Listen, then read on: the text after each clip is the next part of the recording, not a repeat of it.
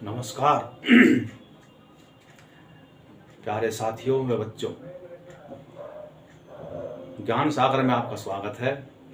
और हमारा जो विषय चला हुआ है वो है सार्वभौमिक मताधिकार और भारत की निर्वाचन प्रणाली।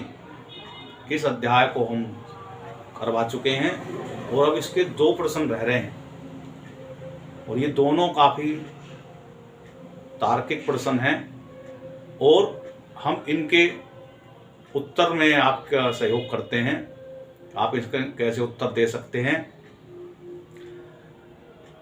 हमारा जो उद्देश्य है वो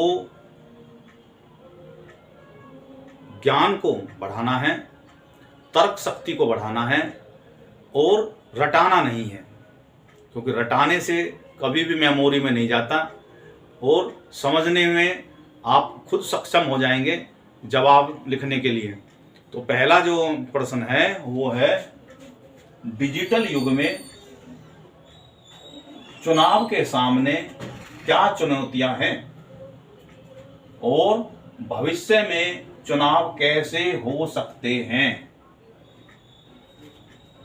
तो आज का युग डिजिटल युग है और उसके सामने चुनौतियां क्या हैं। तो डिजिटल का मतलब होता है कैमरे, इंटरनेट, ई मीडिया और अन्य जो प्लेटफॉर्म हैं जो डिजिटल माध्यम से, कैमरे के माध्यम से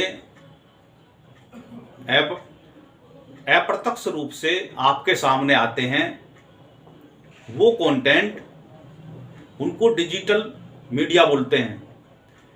जो TV, internet, mobile, social media के माध्यम से जो भी प्लेटफॉर्म हैं उनके माध्यम से जो भी प्रचार होता है वो डिजिटल युग कहलाता है। इसमें डाटा की, लोगों के डाटा का आकलन के हिसाब से अपने कंटेंट बनाए जाते हैं और उनको उनके सामने प्रस्तुत करे जाते हैं। तो ये बड़ा चुनौतीपूर्ण समय है। डिजिटल युग के समय में लोगों के मस्तिष्क को प्रभावित करना सबसे आसान कार्य है और इस कार्य में देश में बैठे हुए और देश के बाहर बैठे हुए दुश्मन जो हैं वो चुनावों के दौरान में प्रभावित करने में बड़े सक्रियता से लगे रहते हैं। लोगों के सामने ये पता नहीं रहता लोगों को कि ये जो सामने, जो भी हमारे सामने ये कंटेंट प्रस्तुत कर रहा है या उसको लाइक और फॉलो कर रहा है या फॉरवर्ड कर रहा है, ये कौन है, ये हमारे देश में बैठा है या देश से बाहर है। तो बड़ा चुनौतीपूर्वक कार्य है कि वो जो सामग्री हमारे सामने प्रस्तुत कर रहे हैं उनकी ऑथेंटिविटी क्या है, सच्चाई क्या है, उनकी तथ्य क्या हैं, वो हमारे देश के हैं या बाहर के हैं, उनमें जो फोटो या विजुअल जो दिखाए जा रहे हैं वो क्या वाकई में ही हुई घटना है या उसको तोड़ मोड़ के इस प्रकार से उसको एडिट करके हमारे सामने प्रस्तुत किया जा रहा है ताकि हमारी भावना भड़कें। तो ये बड़ा जो है चुनौतीपूर्वक काम है, लेकिन आज के समय में इसका उपयोग किया जा रहा है। तो इसमें इसके लाभ भी हैं और इसकी हानियां भी हैं। तो हम इनको दोनों पे हम चर्चा करते हैं कि क्या लाभ है क्या हानि है। तो इसका लाभ पे पहले चर्चा करें तो इसका, क्योंकि आज के समय में हर घर में 4-5 मोबाइल तो हैं ही और वो भी स्मार्ट। ऐसा कोई घर नहीं होगा गरीब से जो भी, यानी कि हमारे देश की परिपाटी क्या है, जब उनको कोई योजना लेनी होती है तो वे गरीब बने रहते हैं और वैसे उनके घर में सारी सुख सुविधाएं रहती हैं। क्योंकि जमाने के सामने जब सरकारी रिकॉर्ड में तो अपने आप को गरीब दिखाते हैं, लेकिन सुख सुविधा उनके पास में सारी रहती हैं।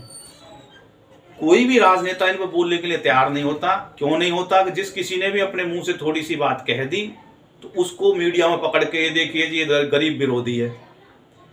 तो मेरे कहने का मतलब है, सच्चाई सामने से भी नहीं कह सकते और उनको अगर ऊपर लेवल से उठाने की कोशिश करते हैं तो वोट छटक जाते हैं। कि जो राजनीति में यही जो राजनीति का जो नुकसान है देश के लिए, वो यही इसी वजह से ही है कि जो देश की जो असली सच्चाई है वो सामने नहीं आ पाती, वो दबी रहती है। क्यों दबी रहती है? क्योंकि वोटों के कारण। अगर कोई राजनेता या कोई भी सरकार है वो ये कह दे कि हमारा देश गरीब नहीं है, गरीब बना हुआ है, तो उसके पीछे मीडिया लग जाएगी, ये देखिए ये कैसे गरीब नहीं है। वो ये उसकी बात को गलत साबित करने के लिए झुग्गी झोंपड़ी और फुटपाथ पे लौटे हुए आदमी, अरे भाई ये तो देखो ये हैं कौन, क्या आपने इनके बारे में जानकारी? अरे ये तो भारत के, उनकी मानसिक स्थिति क्या है, वो कौन लोग हैं, कहाँ से आए हैं, वो फुटपाथ पे क्यों रहते हैं, उसके बारे में जानकारी नहीं जुटाएंगे। भाई ये कौन है आदमी, ये ऐसे क्यों घूमते हैं, उसके बारे में नहीं देखेंगे। कहेंगे ये तो सरकार की जिम्मेवारी है। अबे सरकार की जिम्मेवारी है, मान लिया सरकार की जिम्मेवारी में तो सारे पशु पक्षी जितने भी हैं इस धरती पे, जो जिस स्टेट में जो भी लोग रह रहे हैं या पशु पक्षी हैं, सब सरकार की जिम्मेवारी है, ये भी सच्चाई है। लेकिन क्या सरकार की जिम्मेवारी जो जिम्मेवारी निभा रहे हैं वो सरकार की ही है या जनता की भी है? इस पे ध्यान कोई नहीं देता, ना वो मीडिया वाले ध्यान देते, ना डिजिटल वाले ध्यान देते, ना कोई जनता ध्यान देती है। बस उनका काम क्या है कि जो भी किसी ने बात कही है उनको काटने के लिए, कुतर्क को ढूंढने के लिए वो इधर उधर के जोड़ तोड़ लगाते हुए फिरते हैं। वो इंटरनेट खंगालेंगे, कोई हमको गरीब आदमी की फोटो मिल जाए, कोई मर गया। अभी हाल ही में उड़ीसा में एक घटना घटी, मैं डिजिटल इसके उदाहरण के तौर में बता रहा हूं, क्या सुर्खियां बटोरी गई। एक व्यक्ति की बहन मर गई,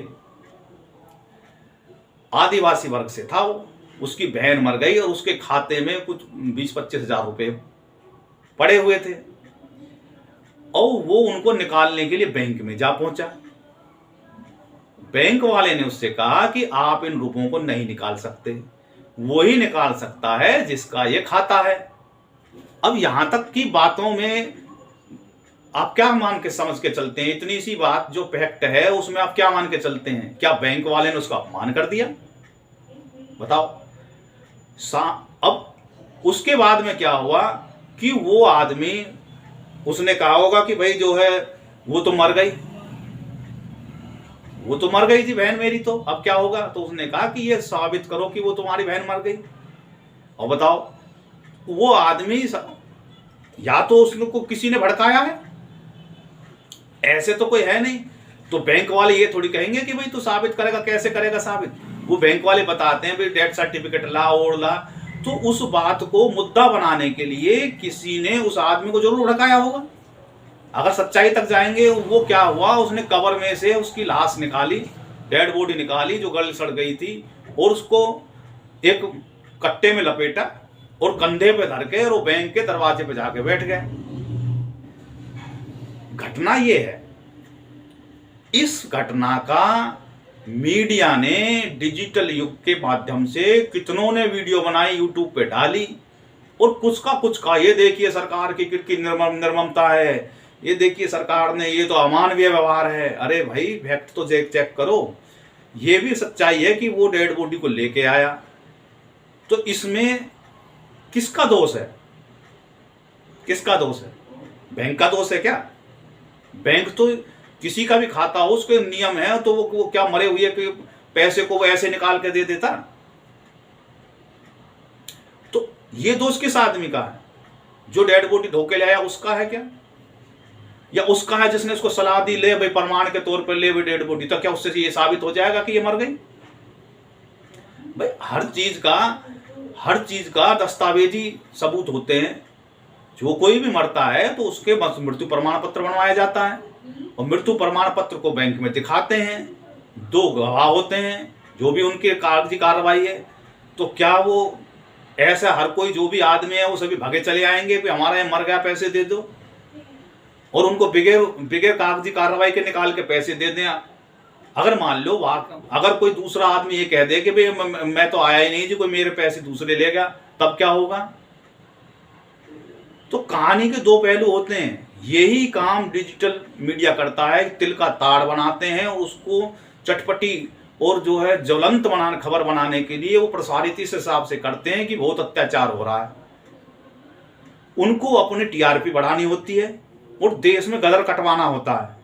उसके पीछे बहुत बड़े लोग होते हैं और एक खबर को ऐसी गिद्ध की तरह ढूंढते रहते हैं और उसका अपने हित में कैसे उपयोग किया जाए इस प्रकार से प्रचार करते हैं। तो ये बड़ा जो है खतरनाक दौर का चला हुआ है डिजिटल युग जो है। संसार में बड़े बड़े अब नेपाल में और श्रीलंका में क्या हुआ, इस डिजिटल क्रांति की वजह से तो आग लग गई। तो ये बड़े दुधारी तलवार हैं, इनके फायदे भी हैं, नुकसान भी हैं। खैर, हम उस विषय पर ना जाके अब मुद्दे पे आते हैं। मैंने ये जो बातें कही ये समझाने के लिए कही है कि भाई जो डिजिटल युग है उसके क्या फायदे हैं, क्या नुकसान है, किस तरीके से महिमा मंडन कर, एक को महिमा मंडित कर देते हैं और एक को इस प्रकार से नकार देते हैं कि क्यों नकारते हैं, कौन उस कंटेंट को इस हिसाब से मोनोपुलेट करते हैं कि लोगों के मन में इतनी गलानी महसूस हुए, सरकार के प्रति नफरत पैदा हो जाए कि वो अपने घर से निकल के आग लगा दें। इस प्रकार का कार्य डिजिटल युग के माध्यम से किए जाने में लोग बाग लगे हुए हैं। तो इनसे सावधान होने की जरूरत है। तिल का ताड़ बना देते हैं। तो सबसे पहला तो इसका लाभ में क्या है कि ये बहुत ही व्यापक पहुंच होती है और सहभागिता जो होती है बड़ी व्यापक स्तर की होती है। तो इसलिए सोशल मीडिया पे जो चुनाव के दौरान संदेश पहुंचाए जाते हैं वो जन जन तक 84 दिन में पहुंचाए जा सकते हैं। लागत इसकी कम खर्च होती है और बड़ी तेजी से विशाल जनमानस के पहुंच में अपनी बात पहुंचाए जा सकते हैं। और इससे क्या है, दर्शकों तक जो पहुंचाने में जो असुविधा होती है कि भाई कैसे क्या है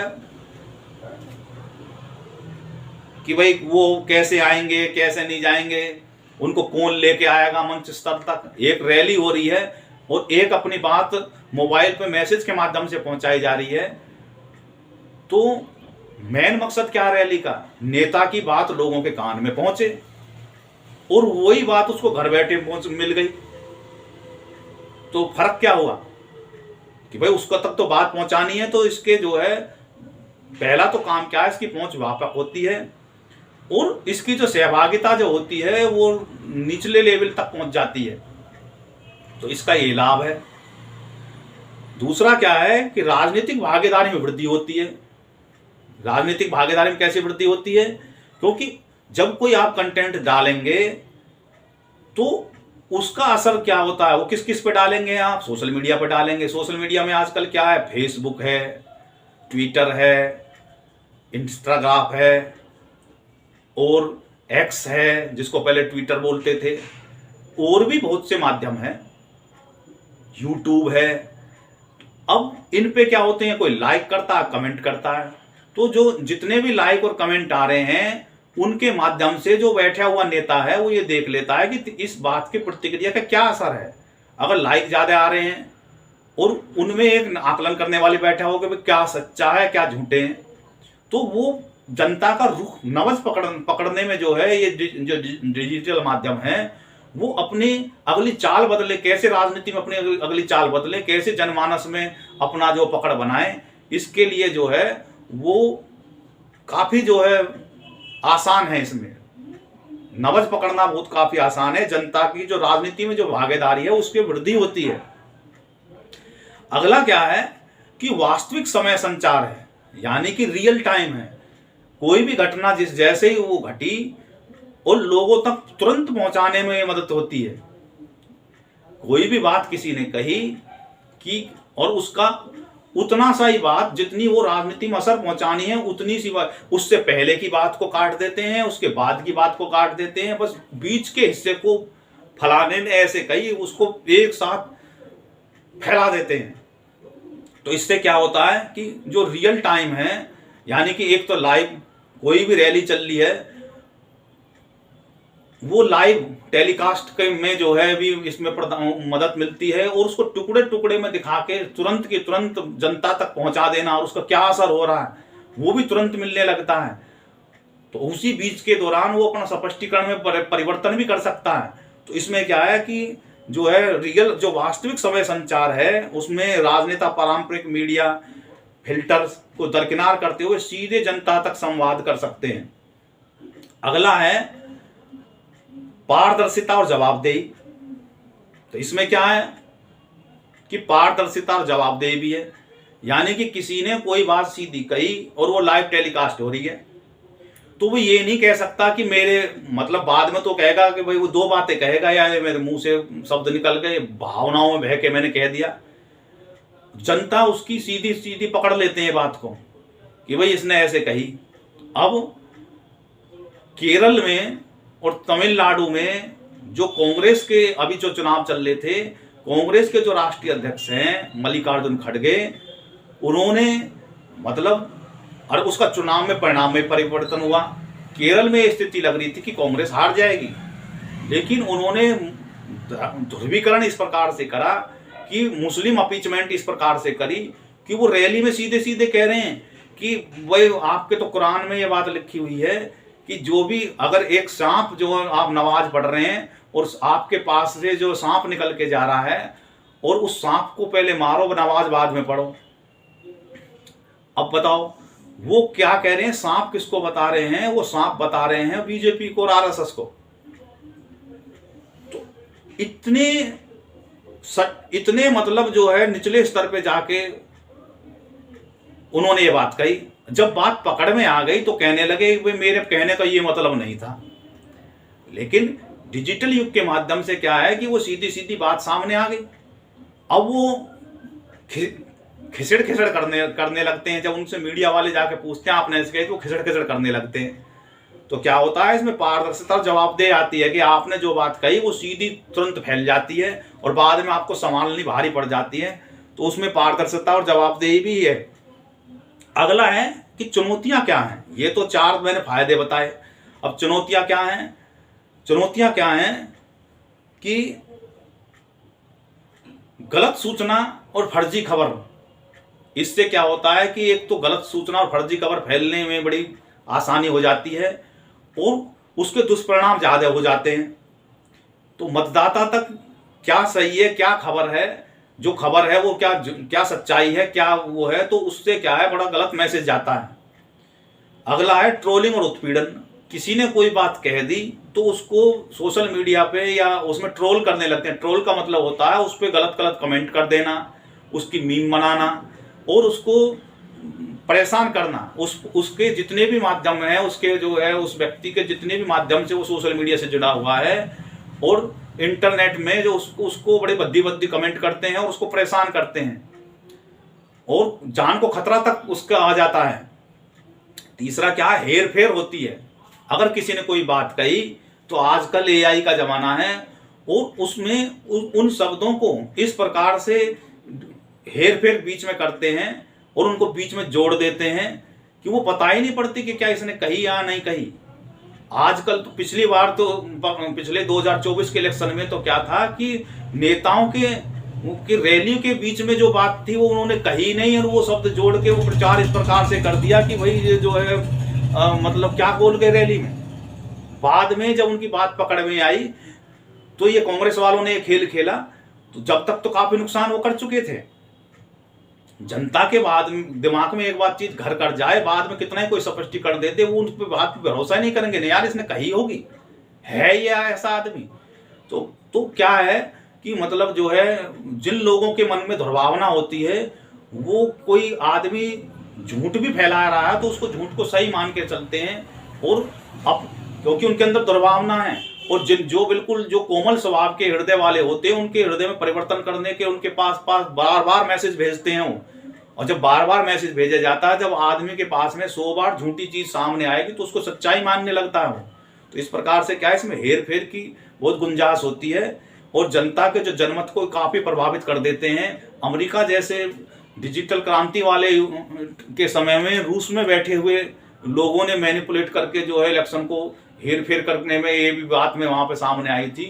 वो बाहर बैठे हुए जो है जो उनके जो क्योंकि वैचारिक रूप से अमेरिका और रूस का में वैचारिक रूप से हमेशा मतभेद रहते हैं। तो वे एक दूसरे के जो चुनाव होते हैं तो उनको प्रभावित करने के लिए वो कोशिश करते रहते हैं, ऐसे जो देश होते हैं। तो इस प्रकार से क्या है, ये हेर फेर इसमें हो जाता है। तो ये इसकी चुनौतियां हैं। अगला है इसका दूसरा पोर्शन कि भाई भविष्य में चुनाव कैसे हो सकते हैं। डिजिटल युग जब चल गया तो भविष्य में चुनाव कैसे हो सकते हैं। ये भी बात सही है कि भविष्य में चुनाव जो है, क्योंकि लोग बाग इतने आलसी हो चुके हैं और टेक्नोलॉजी का इस्तेमाल करके वो ये अपने आप से ये मुहिम प्रचार करने शुरू कर दिया है कि भविष्य में ऐसे ऐसे हो जाना चाहिए। अरे भाई क्या जरूरत है वहां तक जाने की, बूथ तक जाने की, ऐसा क्यों नहीं हो जाए कि घर बैठे वोट डाल दे। तो ऐसा संभव है आगे भविष्य में, अब नहीं तो बाद में ऐसे होगा कि जैसे हम अपने घर में बैठे पैसे डिजिटल माध्यम से निकाल लेते हैं और ओटीपी के माध्यम से वो जो है उसकी पहचान करी जाती है। तो जब ऐसा उस दिन होगा जिस दिन सारे वोटर आधार नंबर से जुड़ जाएंगे और उनके मोबाइल और आधार जब जुड़ जाएंगे वोटर लिस्ट से, तो उनकी पहले डिजिटल माध्यम से पहचान होगी। पहचान होने के बाद में वो ऑनलाइन अपनी वोट डाल सकते हैं। और जो जिनकी वोट उसके लिए बड़े समय की, लंबे समय की जरूरत है इस तरह की, क्योंकि एक तो इंटरनेट की सुविधा, उस समय पे वेबसाइट जो हैं वो चरमरा जाती हैं और वोट डली भी है नहीं डली है इसकी कोई गारंटी कोई कह तो नहीं सकता कि भाई तेरी वोट डल गई। अगर वो साइट जो है हैक किसी ने कर ली तो उसका दुष्परिणाम भी हो सकता है।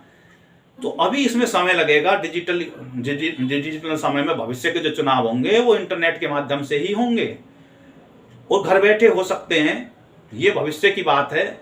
और प्रचार के लिए भी ऐसा ही है कि आप घर बैठे टेलीकास्ट कर सकते हैं। जो रैलियों का जो सिस्टम है वो भी समाप्त होने की संभावना है, लेकिन इसमें समय लगेगा। अगर इस प्रकार के चुनाव हो जाएं तो बहुत काफी पैसा और धन की बचत हो जाएगी और पारदर्शिता से बगैर दबाव के वो अपने वोट डाल सकते हैं। जो इतना तामझाम लगता है वो भी खत्म हो जाएगा। और इलेक्शन के समय, काउंटिंग के समय में जो रिजल्ट हैं उसमें भी जो है वो सारे के सारे वो रिकॉर्डेड हो गए। लेकिन क्या है कि ये जो चुनाव हैं ये बड़े जो है युद्ध की स्थिति का माना जाता है। इसमें पारदर्शिता भी होनी जरूरी है। ये कहने में तो, सुनने में तो अच्छे लगते हैं। भारत जैसे बड़े विशाल देश में ये संभव भी नहीं है। क्यों संभव नहीं है भाई? सबसे पहले डिजिटल लेके आए इलेक्ट्रॉनिक वोटिंग मशीन। आप देखते हैं विपक्ष की क्या, जहां जीत जाते हैं वहां मशीन अच्छे हो जाते हैं, जहां हार जाते हैं वो कहते हैं वोटिंग मशीन में बेईमानी कर ली। तो जब ऐसे ऐसे बागड़ बिल्ले जो बैठे हुए हैं, जब वो जो है इस माध्यम से भी कहेंगे कि भाई ये तो वोट चोरी कर ली, ये तो हैक कर ली थी जी वेबसाइट, हम क्या करें जी, हमारे साथ तो गद्दारी हो गई, हमारे साथ तो चोरी हो गई। तो ऐसे ऐसे जो बागड़ बिल्ले हैं, जो राजनीति में बैठे हुए हैं, जो धूर्तता से भरे हुए हैं, वो इसको गले में नहीं उतरेंगे। जब वो मान लो इस माध्यम से इलेक्शन में हार जाएंगे तो कहेंगे कि हमारे साथ तो बेईमानी करी गई है जी, हम तो ठप्पे वाली वोट ही मानेंगे जी, जनता ने थोड़ी डाली है जी, हमने क्या देखा, आज किसने देखा कि वो वोट डालने के लिए गया था वो असली था या नकली था जी, हम नहीं मानते जी इस रिजल्ट को।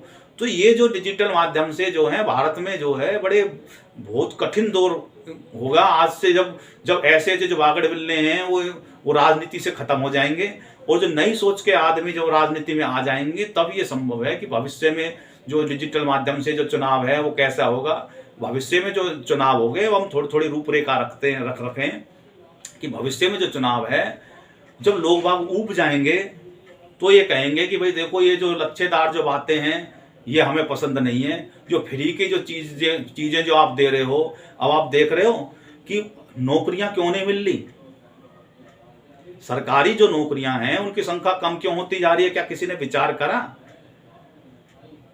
उसका मुख्य कारण है कि उनकी जो वेतन की जो पे स्केल है वो बहुत ज्यादा है और ये बहुत ज्यादा पे स्केल होने के कारण जो बजट बनता है वो बहुत ज्यादा हो जाता है, क्योंकि उन्होंने फ्री की चीज भी बांटनी है और उनका वेतन भी देना है, तो उसके लिए पैसे ही नहीं बचते। जब पैसे ही नहीं बचते तो तनख्वाह कहाँ से देंगे, वेतन उनके पे कहाँ से देंगे, सैलरी कहाँ से देंगे। तो इसलिए क्या करते हैं, वो अस्थायी रूप से कर्मचारियों का चयन करते हैं और कर्मचारियों का चयन करेंगे तो वो कम पैसे में काम हो जाएगा। एक अध्यापक जो प्राइमरी स्कूल का है वो आज के समय में जब लगता है तो 80,000 के आसपास वो उसका वेतन बैठता है और 80,000 में उनको और जो अस्थायी रूप से जो उनको अध्यापक रखे जाते हैं सरकारी स्कूल के, जिनको गेस्ट टीचर बोलते हैं, वो उनको 25-30 हजार रुपये मिल जाते हैं। तो एक जो है सरकार जो परमानेंट जो कर्मचारी है उसकी वेतन में 4 उनको शिक्षक मिल रहे हैं, तो वो क्यों रखेंगे? और ये उन शिक्षकों को भी, आज के युवाओं को भी सोचना चाहिए। अरे भाई, इतना जो वेतन है जो गैर तार्किक रूप से बढ़ाया हुआ है, वो जब आप इसको राजनीतिक मुद्दा बनाएंगे वो ये कम होना चाहिए। एक वेतन की भी एक मर्यादा है। आप जो वेतन ले रहे हैं, आप लोभ में उस वेतन को ले रहे हैं, क्या उसके बदले में आप काम भी कर रहे हैं क्या? जब आप उस वेतन के बराबर काम ही नहीं कर रहे तो आप उस वेतन को कैसे रख सकते हैं? जब ये सोच उनको, जिनको नौकरी नहीं मिल रही, और ये इसको मुद्दा बनाएंगे कि भाई जो है जब उनको नौकरी मिल जाती है तब तो वे मानते हैं कि भाई वो तनख्वाह बहुत ज़्यादा बढ़ जानी चाहिए, और जब वेतन के लिए पैसे नहीं रहते तो सरकार हमको नौकरी दे, तो नौकरी कहाँ से दे? क्योंकि गैर तार्किक रूप से ये वेतन बढ़े हुए हैं। अब वो कुतर्क ये करते हैं जो जिनकी नौकरी लगी रहती है, जी साहब MP और MLA की भी तो तनख्वाह बढ़ी हुई है, उनकी भी गलत है। उनकी जो पेंशन जो है वगैरह जो हैं वो भी गलत तरीके से बढ़ा रखी हैं। राष्ट्रपति से लेके गवर्नर से लेके मुख्यमंत्री और उन तक की जो वेतन है वो गैर तार्किक रूप से ज्यादा वृद्धि कर रखी है। तर्क ये दिया गया था कि वो बेईमानी नहीं करेंगे, वो भ्रष्टाचार नहीं करेंगे, सरकारी मुलाजिम क्लर्क से लेके पुलिस से लेके और जो है आगे तक के जो अफसरों की जो वेतन पे स्केल जो बढ़ाया गया वो भी गैर तार्किक था। उन्होंने ये तर्क दिया गया था इससे जो घूसखोरी रुक जाएगी। क्या घूसखोरी रुक गई? नहीं रुकी। तो इसलिए जो ये वेतन है बहुत ज्यादा बढ़े हुए हैं, और इसलिए जो है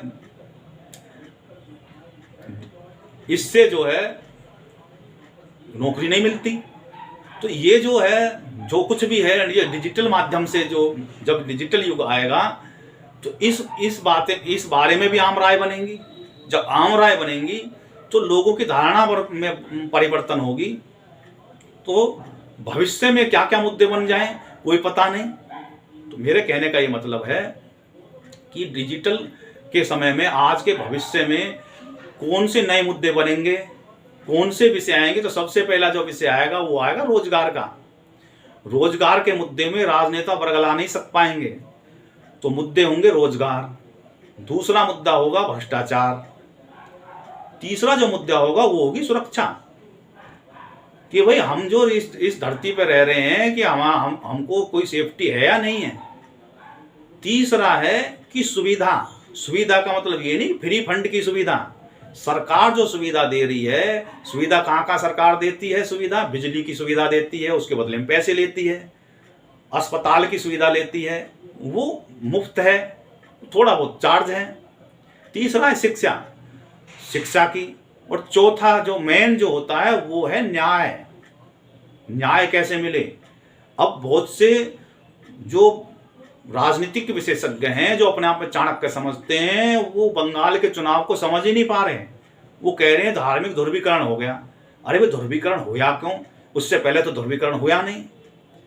ऐसे उत्तर प्रदेश के बारे में कहते हैं कि ध्रुवीकरण हो गया। अरे भाई, ये तो देखो कि ध्रुवीकरण क्यों हुआ।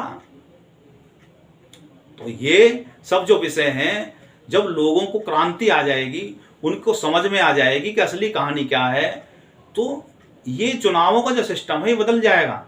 कोई बरगला नहीं पाएगा, क्योंकि जो समय परिवर्तन होने के बाद में लोगों के पास में पिछला अगला सारा रिकॉर्ड हाथ में आ जाएगा। तो उस समय में जो चुनावों में परिवर्तन हो जाएंगे, वोटर लिस्ट जो है उसमें हेरफेर नहीं कर पाएंगे। हर चीज का सबूत हो जाएगा डिजिटल माध्यम से। तो कोई भी मतलब जो है मोनोपुलेट नहीं कर सकता। लेकिन टेक्नोलॉजी में सब कुछ संभव भी है। तो भरोसे की बात है, जब सारे राजनीतिक दल एकजुट होके आम राय पे हो जाएंगे कि भाई हमने ये चीज अपनानी है, तभी ये संभव है भारत जैसे बड़े देश में। वरना कुछ ड्रामेबाज जो राजनेता हैं, वो अगर उनके हित में चीज हो जाए तो बहुत बढ़िया, नहीं होती तो वो तिल का ताड़ बना लेते हैं। तो इस प्रकार के भविष्य में जो चुनाव होंगे, वो किस तरीके के होंगे, ये भविष्य के गर्भ में ही बातें हैं। हम हवाई बातें करने लगें तो ठीक नहीं है। भविष्य के जो चुनाव होंगे वो साफ सुथरे, हम ये मान के चल रहे हैं कि वो साफ सुथरे, लाग लपेट के बिना, बगैर गुंडागर्दी के, बगैर जो है कम धन में, कम खर्च में हो जाएंगे, ये हम मान के चलते हैं। अगला जो सवाल है वो है कि एक वेबसाइट दे रखी है, उसका नाम दे रखा है www.indiavotes.com। इस वेबसाइट पे जाएंगे तो आप किसी भी वर्ष के संसदीय निर्वाचन क्षेत्र के चुनाव का चयन कर सकते हैं। आप जाएंगे तो उसमें सारे डाटा पड़े हुए हैं। अभी जो 5 राज्यों के चुनाव हुए, मैंने अभी वेबसाइट पे देखे हैं, तो उस वेबसाइट पे सारे ऑथेंटिकली जो है डाटा पड़ा हुआ है, किसको कितनी वोट मिली, किस उसमें चुनाव क्षेत्र में कितने परसेंटेज पोलिंग हुई, और जीतने वाले कैंडिडेट को कितनी वोट मिली, कितने परसेंटेज उसको वोट मिली, ये सारा कुछ उसमें है। हार जीत के अंतर में कितना परसेंटेज का रहा, सारे डाटा पड़े हुए हैं, और उसमें आप चयन करके देख सकते हैं और अपने हिसाब से उसका आकलन कर सकते हैं। अभी जो है मैं बंगाल का चुनाव देख रहा था, और उसमें भी भवानीपुर से, जहां ममता बनर्जी चुनाव हारी है, शुभेंदु जो है उसने जो है अधिकारी ने उनको चुनाव में हराया।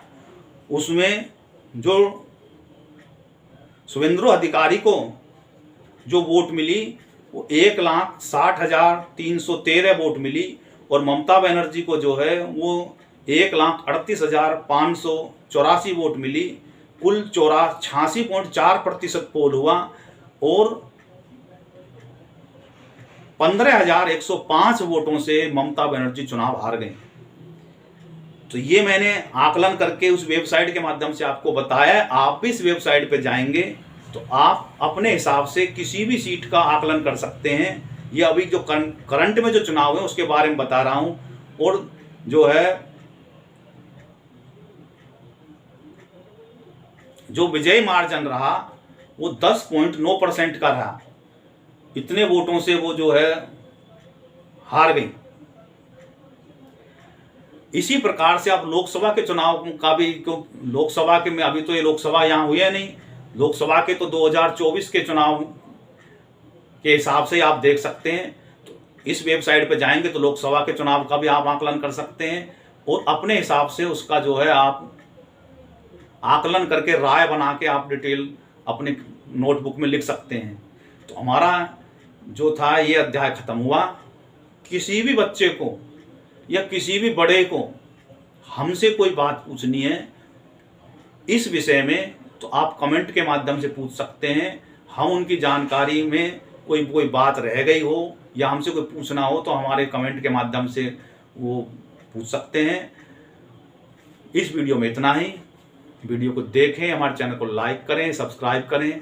भारत माता की जय। जय हिंद, जय भारत।